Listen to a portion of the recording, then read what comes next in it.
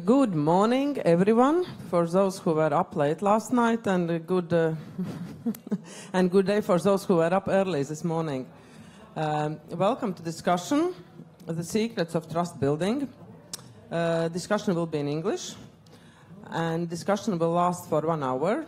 And you will be you can ask questions during the last 15 minutes of our discussion.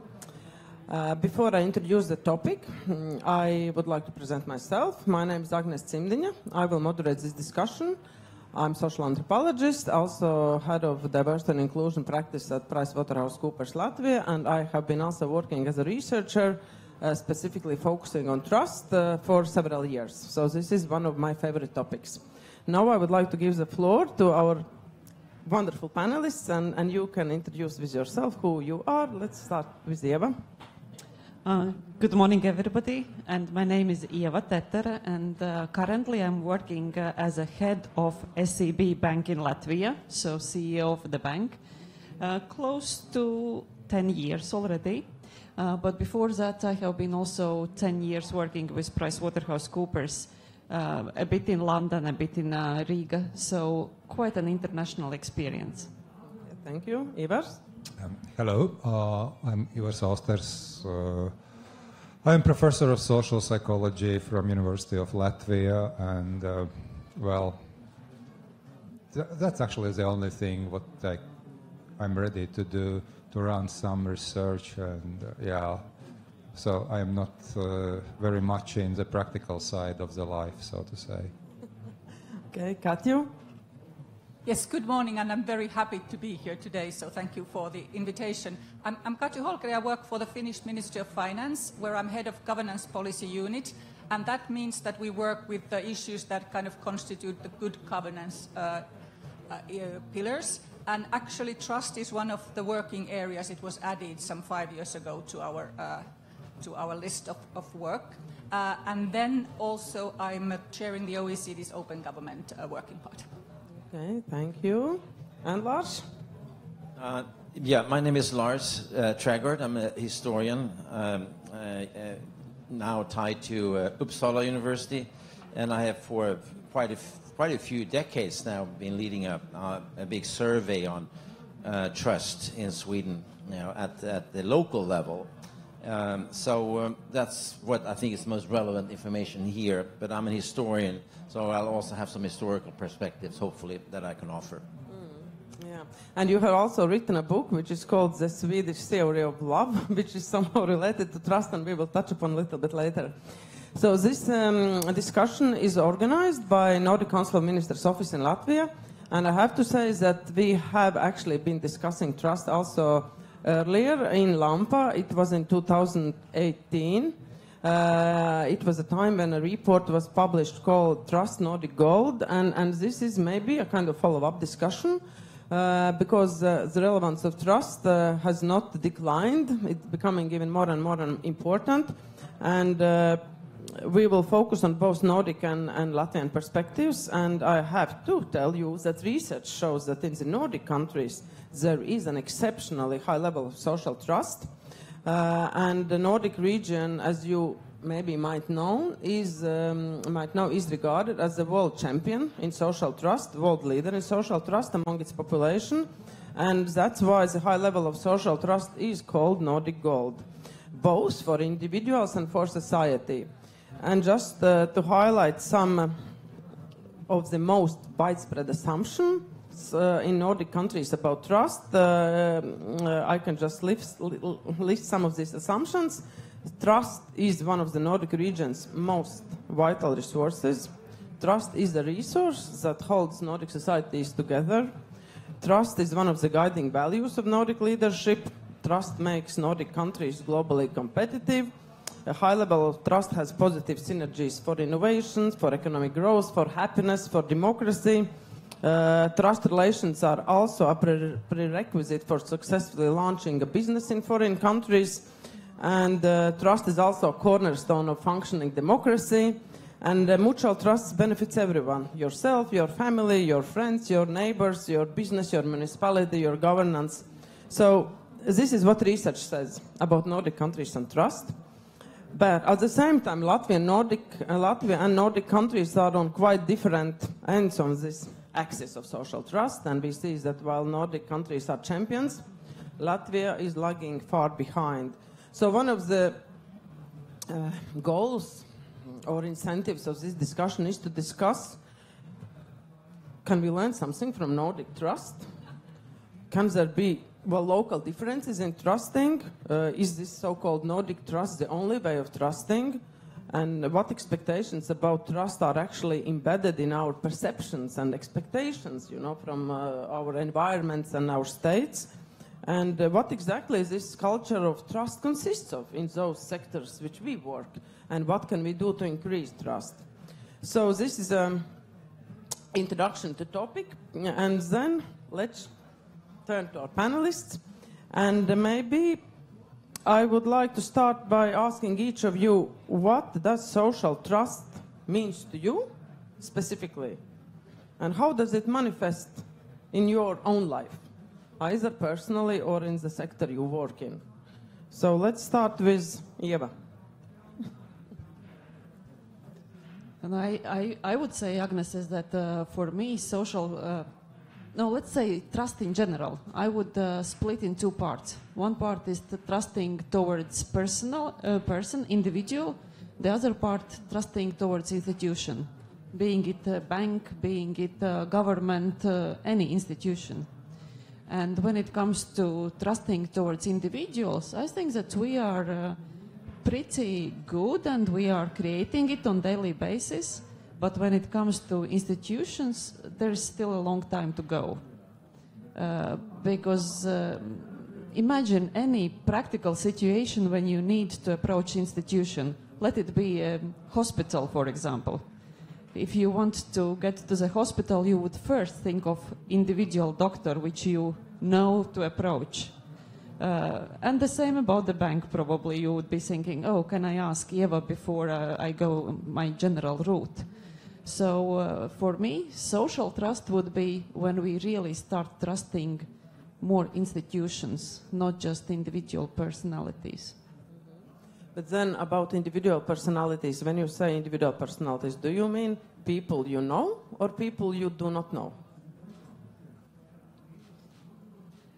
I think it can be both, but you gain personal trust much faster. For example, I just met a club of women, and this club is by invitation only, and 10 ladies came from UK, and they invited by invitation ladies from Latvia. And the first discussion was exactly about the trust, because when Latvian ladies were invited, everybody from us was asking the question, why should we go? What is there? Everybody of us were suspicious. While UK ladies said, but that's normal that you are invited. You should not be suspicious. It's just to create a relationship. And within an hour, we got this trust, and I think we created it. But that's what I mean. It can be both. Yeah, the reason I ask is that the measurements of social trust, according to which Nordic countries are perceived to be world champions, well, what is being measured is the extent to what people trust in people they do not know. So you trust in unknown others, in your fellow citizens, and we do not talk so much about your, say, family members and friends. And this is this distinctive feature of Nordic countries, which we will discuss more in depth during this hour. Ivar, what about your personal relation to social trust? How do you experience it in your life, and what does it mean to you? I was ready for a very formal definition, but okay, let's start with an informal one. I suppose for me, as a researcher, I very often face a negative kind of definition of trust when I'm not trusted. I mean, when I get various grants, I mean, I have to report on everything, on a single cent what I've spent and how I'm supposed to spend. And also I have to report, I have to write down the hours I've been working on the project and everything. I mean, does it really matter? I mean, from my perspective, not. If I'm ready to deliver what I promised, then I'm somehow feeling untrusted in case if I have to report everything what I've done, and only also how to go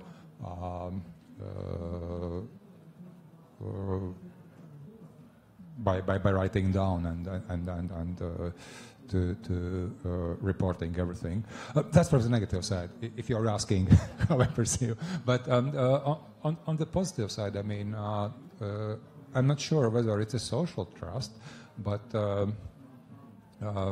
I have a very personal and pretty tight trust in scientific method, which is kind of different trusting. But on the other hand, that's a kind of ideal how we can trust something what has been tested, and usually you expect that it will work if you will do the right series of actions. And I suppose you can extend this kind of definition to social relationships as well. So we have a set of, in majority of cases, unwritten ethical principles which we all have to follow.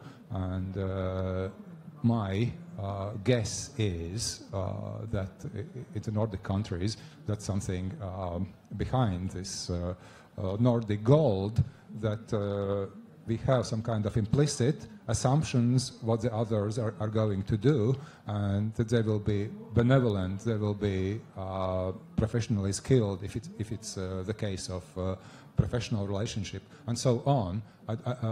I don't have to check everything on the internet before I'm visiting a doctor, whether it's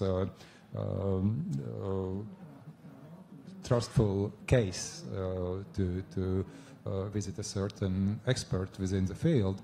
So I assume that the one being a nominal expert will be a real expert within the field. I mean, that's probably a couple of examples which popped up into my mind. So what you're saying is that also data, scientific data, makes you presume that people around you do not have dishonest intentions. That builds up somehow your assumptions that you can't trust others. Like, for example, in Nordic countries, if there's a lot of data stating that it's a kind of well-functioning society where trust levels are high, it would make you trust more in surroundings than, for example, in society where data says that trust levels are low. Yes, sure. I suppose you cannot live within society and to be one kind of person when you are within your, let's say, professional circles, or you are, I don't know, willing to be a bank client, and then different kind of person when you are meeting a stranger. I mean, there has to be a kind of central core of this, I would say, feeling. I mean, I guess you can have both. You can have this very cognitive approach to what trust would mean, and that's probably what we are getting when we are having surveys on trust, when we are surveying, when we are asking. But on the other hand, on an everyday basis, you cannot go very deeply into cognitive aspects. So what do I mean by trust? By trust should be several sub-dimensions, yeah? Several sub-factors, or whatever you call it. I mean, that's not what we are doing. We simply have this gut feeling, yeah? Or if you are willing to have a bit more scientific expression, kind of heuristic, yeah? We just have this rule of thumb. If someone hasn't shown that he or she is not trustworthy, then we will trust him or her, for instance. I mean, that could be a heuristic, yeah, a kind of rule of thumb. Okay, thank you. Katju, then about your personal experience related to social trust and how does it manifest in your everyday life? How do you perceive it? Yes, maybe relating to what was talked earlier, I think on a very personal level, I think trust means, of course, many things, but for me it means mostly, maybe all, that if I'm in a vulnerable position, I can trust that somebody helps me, whether it's a friend, a stranger, or in the end, the government. And for me also, I think it's important, what was also maybe echoing what was said, that it's a two-way street, that also when I see somebody's in need of help, so they can trust that I will help them. But then in the, maybe going more to other aspects of trust and social trust, but in the workplace, this is actually, trust is the kind of main priority behind all of our public administration, public management, development work.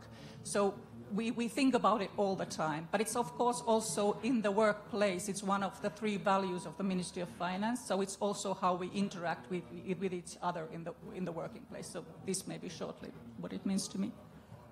Yes, and Lars, now it's your turn to reflect on social trust and manifestations of social trust in your everyday life. Well, I suppose I could, for me, the comparison, but I lived in the United States for 40 years, and the U.S. is used to be a high trust country in the 1950s, but now it's much less so. And so when I moved from there back to Sweden after living there for those 4 decades, you realize in very sort of simple day-to-day interactions, right, with both people and institutions, that your transaction costs associated with distrust are much lower. You make assumptions that are reciprocal, right? You're in a culture in which trust is the dominant value, and it's something which you don't really necessarily reflect on, right? Once you're sort of in that environment, that is part of the kind of the moral logic and the social logic of the society. And it's interesting because it's as we alluded to before, it's not just a question of trusting people you know, it's about trusting people you don't know, right? So the data that you referred to, go back to a index on misanthropy that was created in the United States in the 1950s. So it's really a measure on your view of human nature, right? Do you think that human beings essentially are good and trustworthy, or do you think they're, people that you have to be very careful with how you deal with them? That's literally how these questions are being formulated.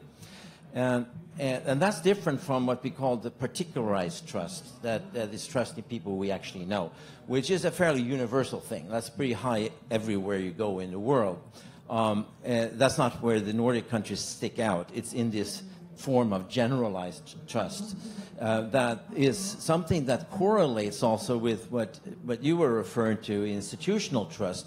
That is to say, we trust also our institutions, which, of course, let's not forget, institutions are populated by human beings, right? So it's not as if it's some sort of abstract thing. It's actually a person involved here. So as far as corruption, right, which is often seen as the sort of opposite of trust, corruption is being executed by actual individuals in institutions, private and public, right? So let's not blame it on institutions. These are real people out there, stealing money from the rest of us. So for me, it's been an interesting journey, and I give you one little small example from insurance. When I had my insurance policy in the U.S. for my car and so forth, I almost never used it, because if I reported something, the assumption on the part of the insurance company was that I was going to be cheating. And so they wanted to control it. They wanted to ask me all sorts of questions. All of that constitute a huge transaction cost, my time, right? And I calculated that it wasn't really worth it unless it was a really big amount of money. Then I came to Sweden, and I had an incident in my house. you know, it was not a big deal. It was thunder and lightning, a computer and a couple of other electronic devices were destroyed. And I called up my insurance company in Sweden, and they asked me, okay, so what was destroyed? And I told them, okay, what was the value? I gave them the value. And then, okay, so then we just have one more question, your bank account. So I said, what do you need that for? Well, so we can put the money in there. And that was the end of discussion, right? And as an American, I was actually shocked at how easy it was. But for the institution's point of view, right, there was no red flag suggesting that I had been cheating before. So for them, the transaction cost involved with controlling, you know, the information I gave would be much higher than simply just paying the rather reasonable amount that I was asking for. So that's one of the great sort of practical, immediate, tangible, concrete sorts of expressions of what a high-trust society provides you with. Yeah, well, what I heard, the distinctions that most of you made was between institutional trust, trust in institutions, and trust in individuals. And that makes me think about Anthony Giddens, sociologist, who had this brilliant, comparison between face work commitment and faceless commitment. It means when you interact with institutions. So if we talk about institutional trust, it means that when you get in touch with institution, you do not need a particular face in front of you in order to trust that institution. That you trust that whoever works in that institution and whoever you are, even if you do not know anyone, you believe, you trust that these institutions will take care of your interest. On the other hand, face work, it means that when you approach institution, you only rely on it. If you have particular face in front of you, it means face work, that you basically interact not directly with institution, but with the third person whom you trust with a particular face. And if there is not that particular face, well-known person in that institution, either it would be a medical institution or government, well, ministry, then you do not trust fully. And this is a big difference between, for example, Nordic countries, where we see that people really, to a large extent, trust in institutions, and this is also supported by various kind of research. I just checked data from the latest 2023 OECD research about trust in government institutions, and in that report, actually, Latvia has the lowest level of trust, with only 24% trust in government institutions. And Nordic countries, of course, as expected, had the highest level. And that was approximately 33. Norway and Finland was on the top, 63% trust. So it means that Latvia, lowest, Nordic countries, highest when it comes to trust in government institutions. And then we can at least try to discuss, well, what can we learn from each other? Why are these data so different? And why do we have so low trust in government institutions in Latvia? And of course, it's also influenced by socio-cultural factors. And Eva, may I turn to you? Do you have some reflection about, and you have also been working, well, related to Sweden for many, many years. Well, what are your reflections about this low level of institutional trust in Latvia? No, I'm not a historian and I'm not an anthropologist. I'm much more like a real expert. And still, I would reflect a little bit to history, because I think that our history of democracy is very short. We are a very young democracy in Latvia, so we can say 30 years or so, while if we compare to mature democracies like Sweden, Denmark, Finland. So it's completely different experience. People have used to trust and to create trust. So that's one aspect. I think it's about how much we have experienced, and can we say that generations have trusted the previous generations and it has been passed through the generations? Not yet. So we are still very fresh. And then I was thinking how it works, and I really liked, Lars, when you said that it's still people behind institutions. So it doesn't matter whether it's private company you want to trust or whether it's a state-owned company and you want to trust. It's still about people who are on top. And it's also so much tone from the top. And I strongly believe that if you have set as a tone from the top private company that you want to be trustworthy, then you will gain this trust across the institution. So it will not be name, face recognition.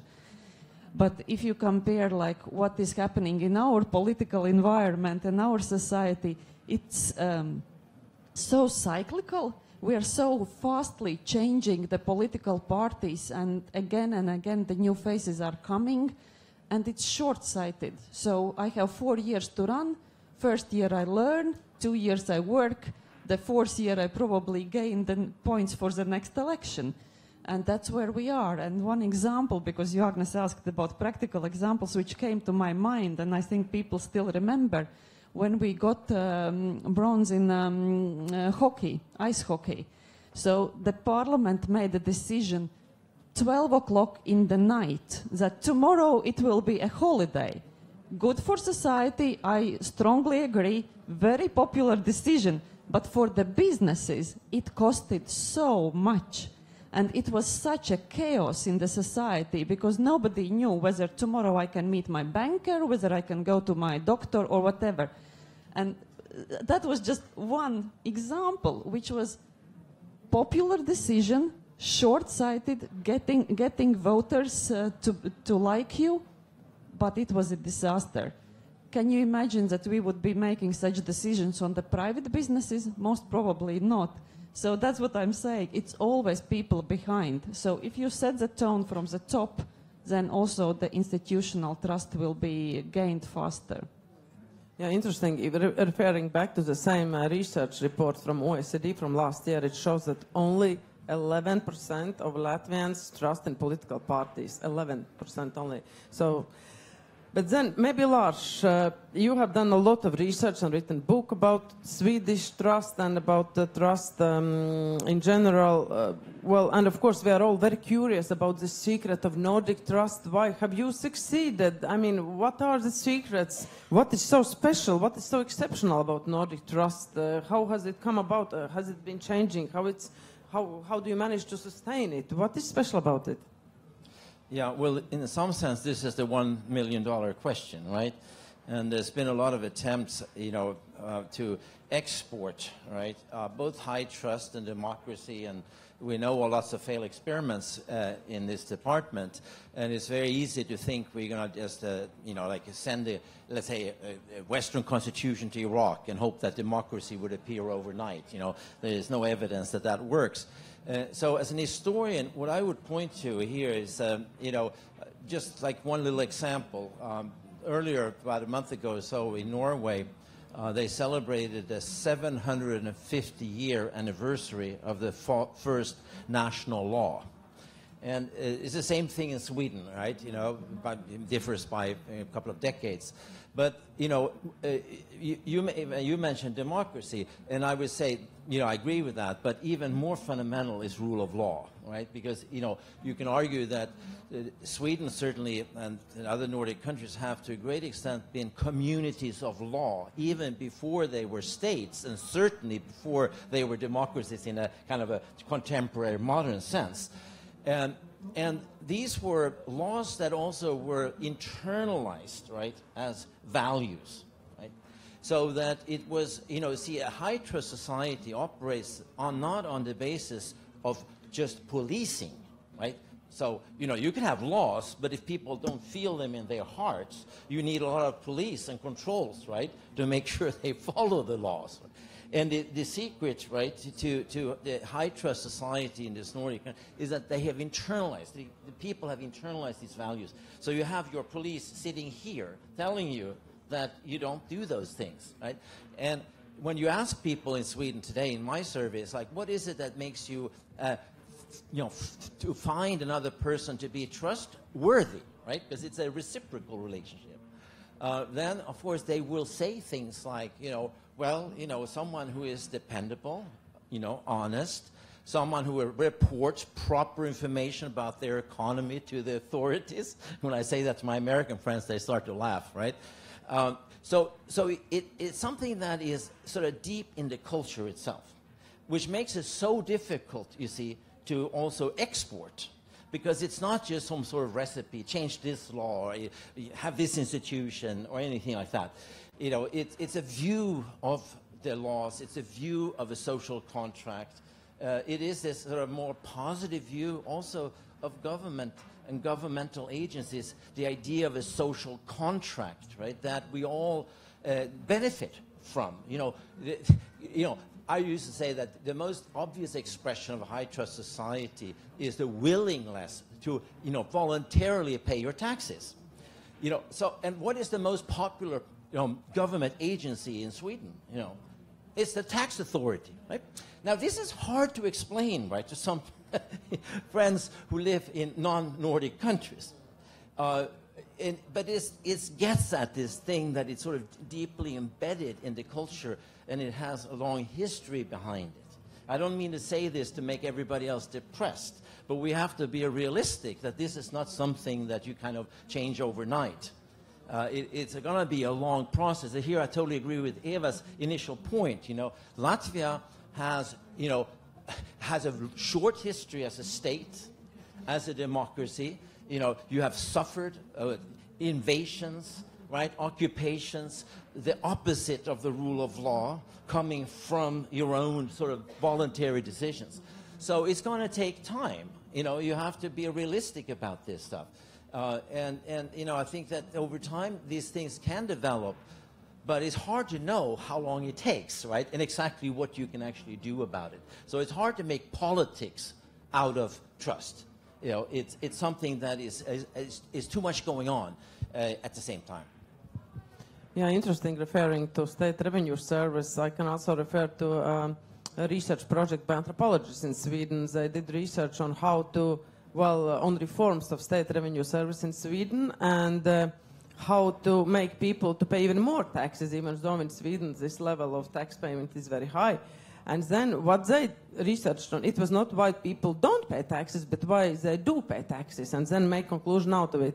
And then the most typical answers among Swedish people why they pay taxes, it was because that they, first of all, they trust that also other citizens pay taxes, and this is the way how we make a better society for all of us. So again, there was this trust issue in paying taxes, and I pay because I trust that others also pay. And so it means that, in a way, tax-paying culture also reflects the level of public trust, right? Yeah. So time is flying really fast, and we have so many interesting aspects. And exactly, can I just say one little footnote here, because you're touching something here which I think is important, which is to say that if you're going to move from a low trust level to a high trust level, it requires a collective leap of faith, which is very hard to do, because you see, if you're living in a low trust society, and you as an individual, or we too, for example, say, no, tomorrow we're going to be high trusters. Yeah. Other people are going to take advantage of that, right? Yeah. And Swedes, when they came to America, in the late 19th century, they were sometimes referred to as the dumb Swede, right? Because they were standing in line, following the rules and stuff like that. And people were saying, oh my God, you guys are so stupid. Don't you understand? Cutting ahead in the line, cheating a little bit here and there is going to be to your advantage. Yeah. The problem with that was, though, that the Nordics were laughing all the way to the bank eventually. Because when a whole society operates on this principle, then everybody benefits, right? But the problem is you have to create a collective leap, and nobody knows how to make that happen. Katju maybe has answer. Yes, because I agree with everything else that Lars says, but there are some elements that you can maybe export or import, and they link to also to the tax administration, also to the predictability, for instance. But one of them is... and they are also a historical long link. But one is access to information legislation, and that's also something that is very, very long in the Nordic countries, has come much later in others. And because also citizens can control, they can see actually, for instance, in Finland, that also rich people pay their taxes. It's not just a rumor. You can really see that they pay the taxes. And that way, the access to information is really kind of core. Of course, you have to have many other things, but that's something, the legislation, that I think is one kind of...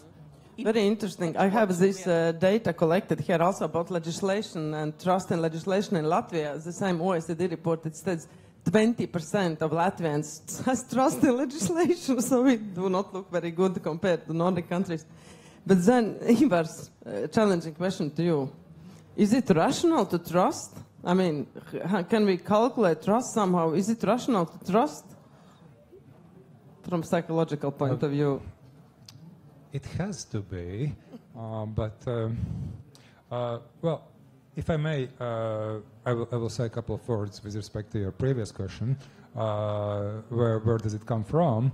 And my answer, what I was thinking over was, I suppose we don't have to care very much about where it comes from, but what we can do with that.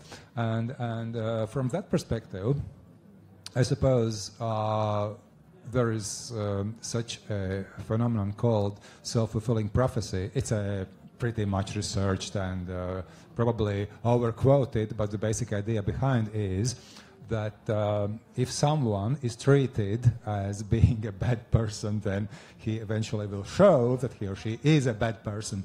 And it could be applied also to trust issues. If there is a state institution which is saying, or not just saying, but by all means showing that someone is not deserving to be trusted, then this person eventually will show that he or she is not trustable person. So I suppose it's a kind of vicious circle, and probably doesn't matter where you cut this circle. You just have to start to treat something in a different manner, and in some, let's say, 15, 20 or 25 years it will change. I mean, you cannot get very rapid change. Yeah, but your question was whether it's rational to be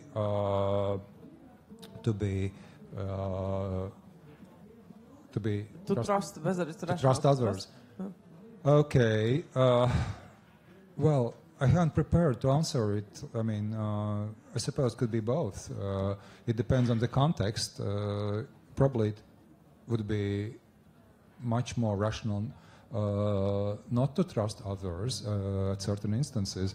There is a subfield of game theory which researches that. I mean, it depends. It depends what you can expect from the other party, how the other party is going to behave, and if you are probably in one of the Nordic countries, it would be much more rational to expect the others will follow those principles of mutual trust.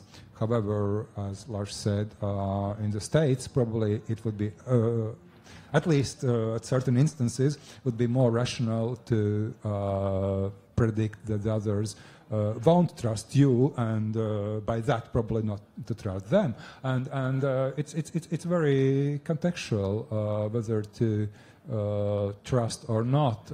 If you take the trade-off of your decision, I mean, you cannot have kind of one-size-fits-all approach in this case, because, I mean, basically, you have this dimension of dealing with uncertainty when you are dealing with a trust. I mean, on the one hand, you may have this gut feeling. Yeah, if you are a Swede and you are writing the tax authorities, probably you don't have to think much. I mean, how you will be treated and so on. But on the other hand, if you are an employee in, I don't know, Latvia, Lithuania, Estonia, whatever, Poland, probably there is pretty much of uncertainty.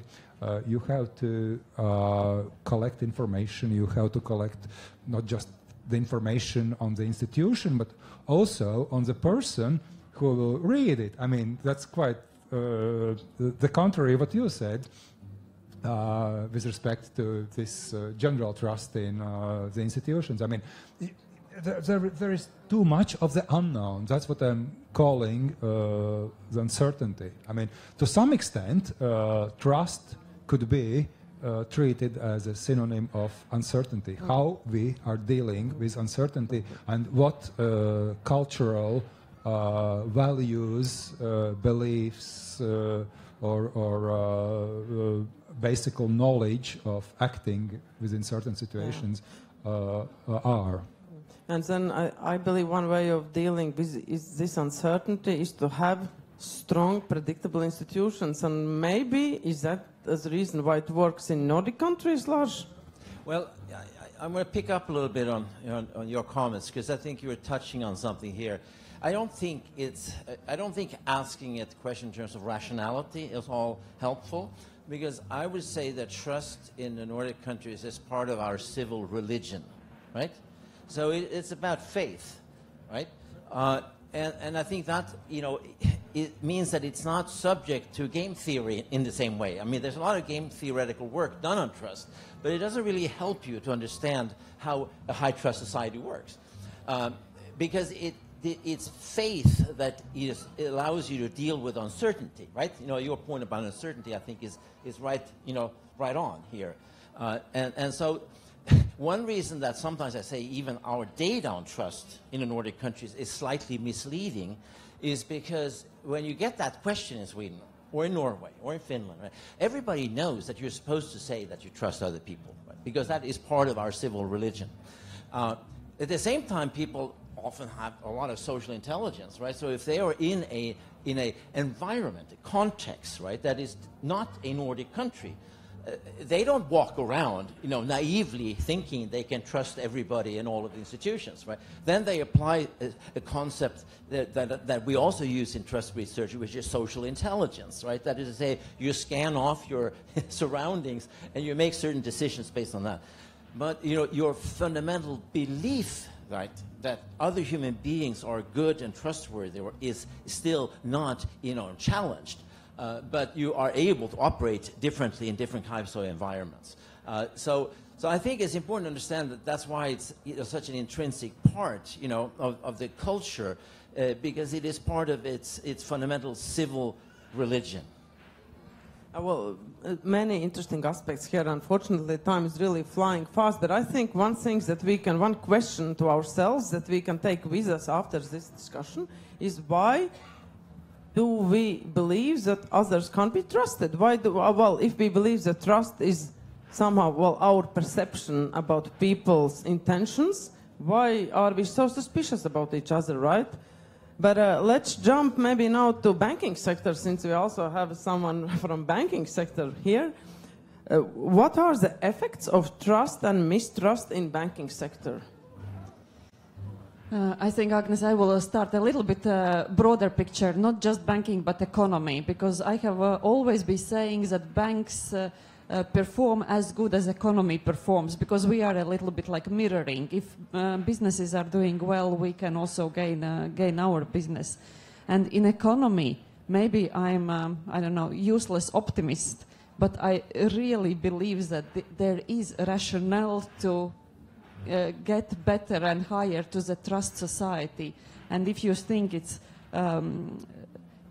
governmental institutions, or let's say politicians, entrepreneurs and society, if there is trust all together, then definitely economy will develop more. We have very high grey economy, shadow economy, 20, 25, 23%. We have very low index of corruption, so we believe into corruption. And if you count that together, you see that also the capital which is invested in Latvia, what Latvian entrepreneurs keep in Latvia, is much lower compared to our neighboring countries. For example, private equity funds. In Latvia we have 320 million, while in Lithuania it's 2.2 billion, which they have accumulated during those 30 years. Trust definitely helps environment to grow, economy to grow, and for all of us to live in a better society. But it takes ages to create it, so we have to be very consciously going towards that. But when it comes to banking, I remembered one example which happened in 2011. And we had such bank, which was savings bank, Kraibanka, owned by a Russian owner, and the bank, their license was revoked end of 2011 because there was liquidity problems, corruption, etc., etc., and the bank had hundreds of thousands of customers, pensioners, and they needed accounts. So it was a big scandal in Latvia. So everybody felt that this bank went bust and the license was revoked. And then just 3 weeks later, there was rumors about another bank that there is similar problem. And on that Sunday, I should say the bank run happened because 10,000 people started to withdraw money. 10 million was withdrawn immediately. It was still in lots. And that's how you challenge and how you make vulnerable this society's trust. So you have one case, you don't really address it properly, and then 3 weeks later, just rumors can create a shocking effect towards banking sector. So I think for banking sector, trust is enormously important. All the financial crime which is happening now, it's just because the society is really currently vulnerable. There is war on the border. COVID just passed, so we have been so much affected with negative things that we are vulnerable and we lose our trust towards institutions, so we look for somebody else. Where can I trust? And then we start trusting even financial crime people. Yeah, well, it's a kind of chicken and egg question, you know, where does trust start? Is it top down or is it bottom up, you know, and who is really responsible for that? And then maybe, Katju, it would be interesting to hear from your perspective about governmental sector. How does trust building and sustaining of trust, how it manifests itself in government sector? What are the steps taken? How can you, and how should citizens feel it? That there is trust building in governmental level?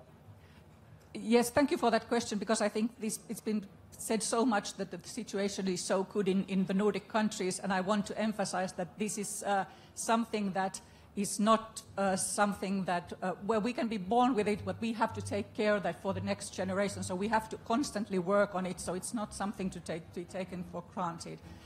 And one of the things, and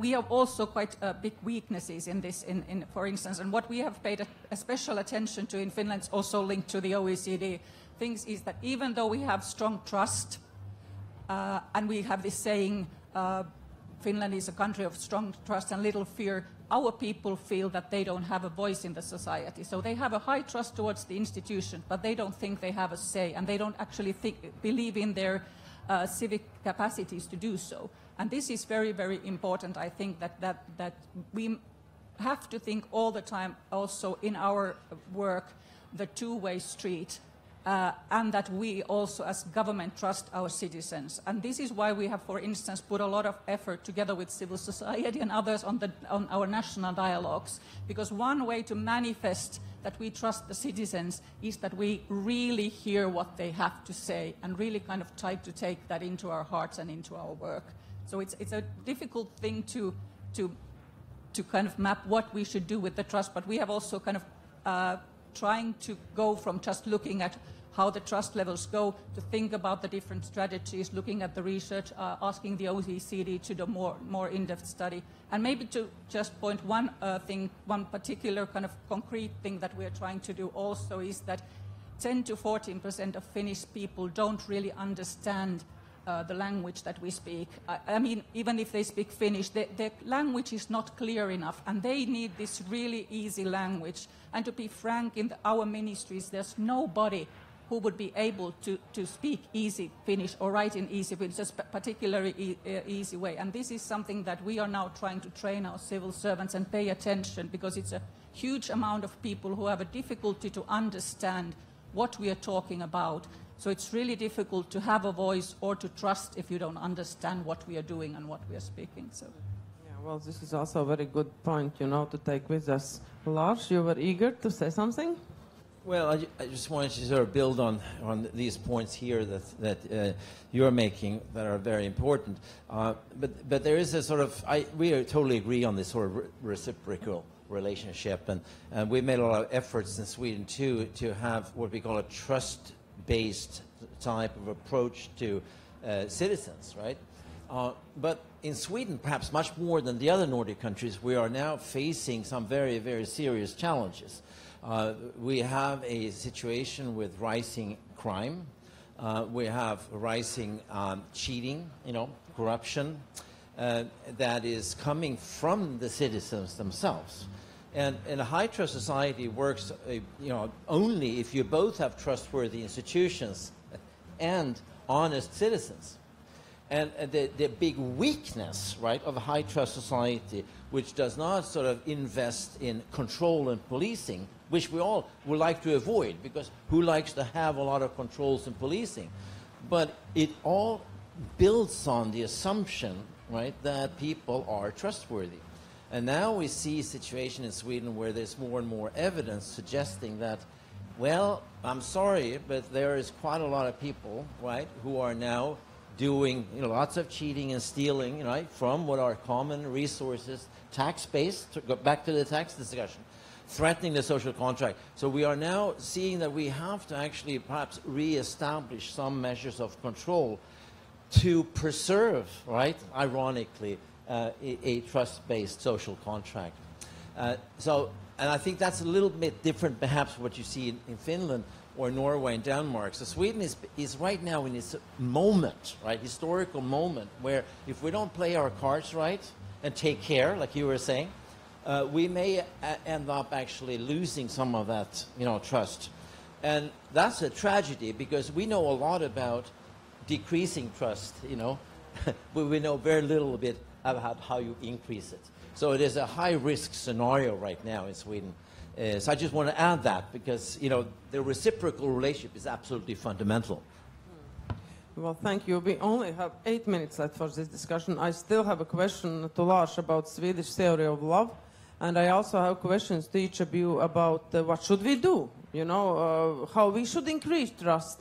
What can our institutions do, the institutions we represent? What can we do personally? But before we turn to these last questions, I promise the possibility, if someone in the audience has a comment or a question, you are welcome to ask. Yes, there is one hand. Is there someone to pass the microphone?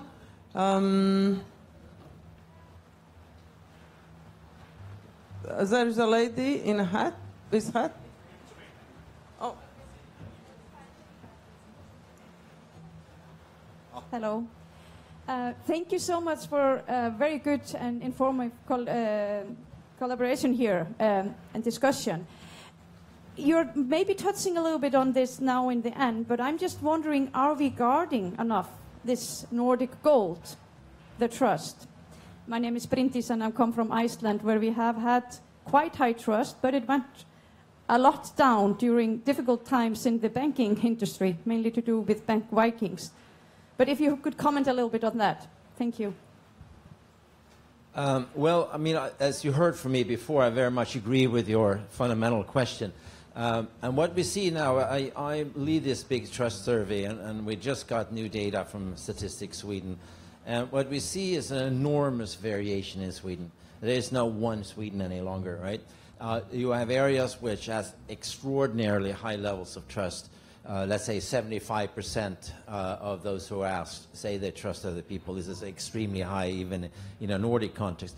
But then, you have in another part of Stockholm, you have it down to levels of 30%, and even lower in some other neighborhoods. Now, this is related partly to immigration, but it's also related to education, income, whether you have a job or not.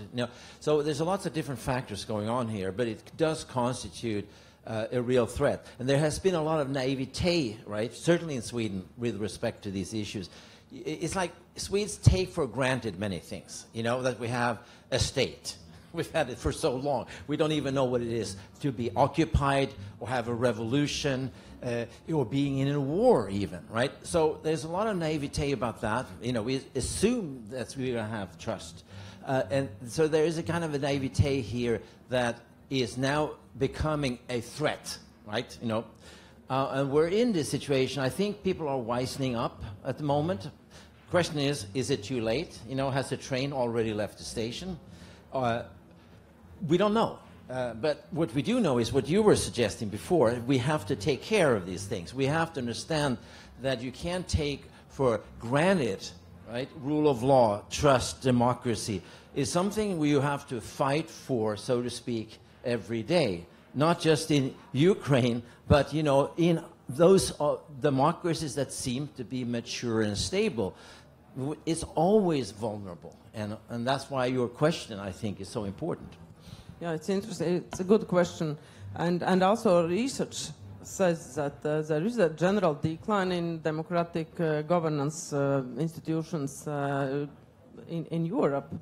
But, well, 5 minutes we have left for this discussion. So final remark. Yes, there is another question.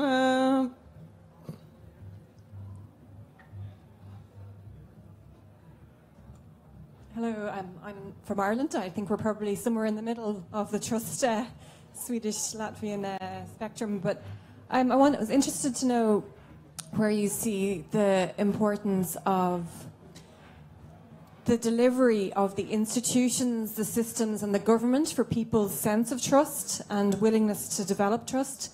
And on the contrary, the importance and the value of those who breach that trust being seen to held to account, whether that's being brought to court for fraud or somebody losing their job because of something they've done that's breached that trust. So I suppose the transparency of the accountability and the delivery of the systems for developing trust in society. Thank you. A quick reply, someone of you who would give a comment or answer on that? Or you can combine it, each of you, with your final remark for this discussion in relation to what could we do to increase trust and social trust in our societies. So what came to my mind, I was thinking, of course, I cannot affect institutions from governmental side so much, but what I can do, I can start by myself. And I think that companies, entrepreneurs, CEOs of large companies should really take active role and start talking about it, educating within the company. For example, if we have found a mistake, that we have made a mistake towards our customer, we should correct it and we should be very transparent and public that we have made this correction towards the customer instead of just, I don't know, putting it under the carpet and not showing that, oh, we have miscalculated the interest rate, for example.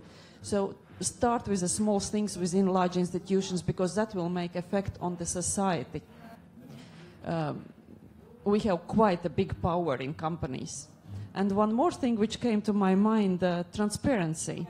For example, within SEB, we are now going towards the full transparency of our salary system.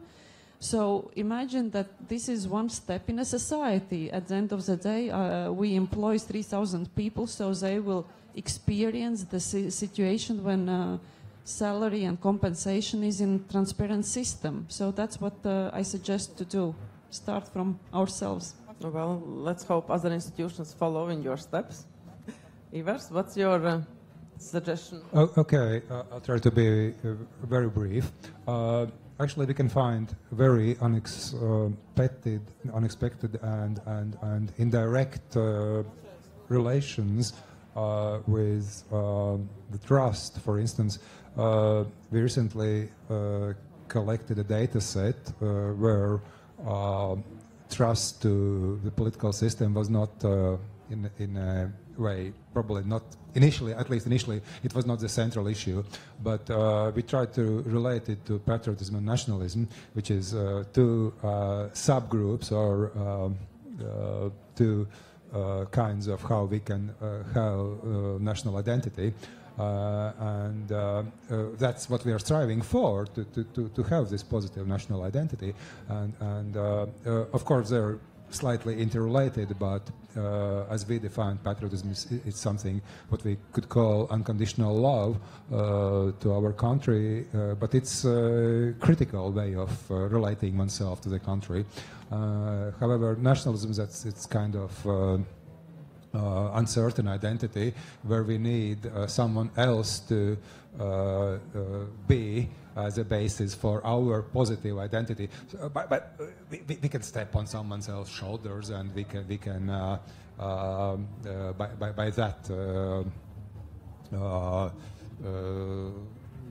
make our identity a bit more positive. I mean, I could give almost a lecture on that, but sorry, I mean, I have to be very short on that. But what I wanted to say, that we can have very indirect influence when we are thinking in a broader sense how we relate ourselves to the state. I mean, it's not just an issue of trust. I mean, it's interrelated, it radiates, and it's intertwined much broader than we think initially. Okay, thank you. Katju, do you have a very brief... Yes, I'll try to be brief. Maybe 2 points. The other is to keep up the strengths, and we are, for instance, quite strong in being good in reacting, also to when there is integrity breaches and other things. So that's our strength. But being proactive is our weakness. We do a lot of futures and foresight work. We don't use that information, and we don't take the citizens into that work as well as we should.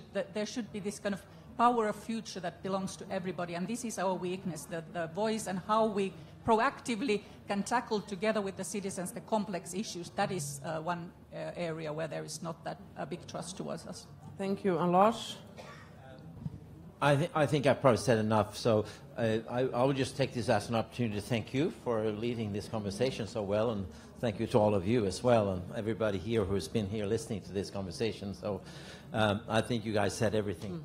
Thank you so much. Thank you so much. Eva from SEB Bank, Ivars from University of Latvia, Katju from Ministry of Finance of Finland, and Lars from University of Uppsala. Yes. Thank you so much.